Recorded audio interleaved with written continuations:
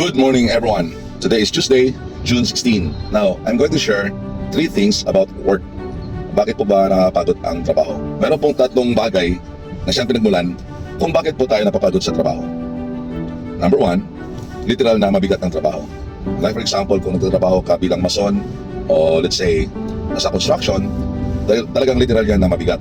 Nasa ilalim ka ng init ng araw, pagod talaga yan, nakapagod. Madidrain out ka minsan dahil nga sa sobrang init at mabigat ang trabaho. At the end of the day, nakapagod talaga. Pero makikita mo minsan kahit pagod yung mga tao, but they are satisfied of what they have done all throughout the day. Pangalawang dahilan kung bakit mabigat ang trabaho is that you don't love your job. You don't love what you're doing.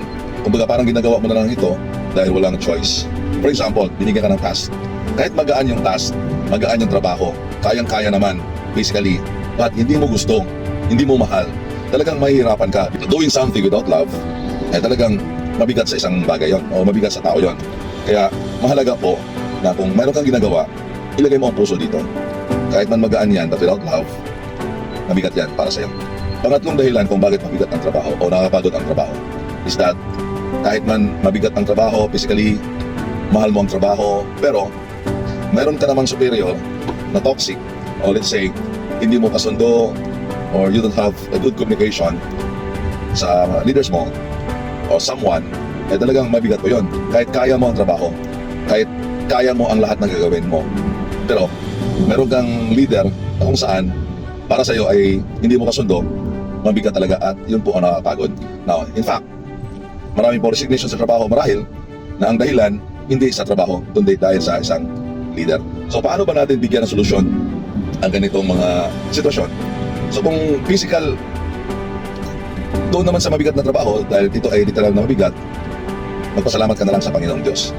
Dahil mahirap mapagod sa kahanap ng trabaho kaysa mahirapan ka sa bumughapon ng pagtatrabaho.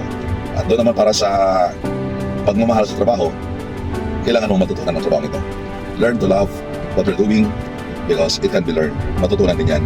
So tandaan mo, for you to have a great job, you need to love your job.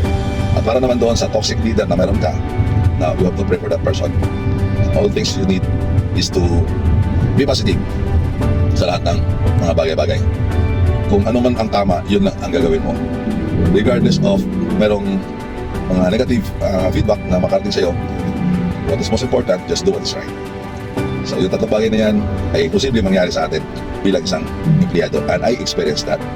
But what is most important, stand at your belief. And that belief must be aligned to the Word of God. Keep safe and enjoy the rest of the day. God bless.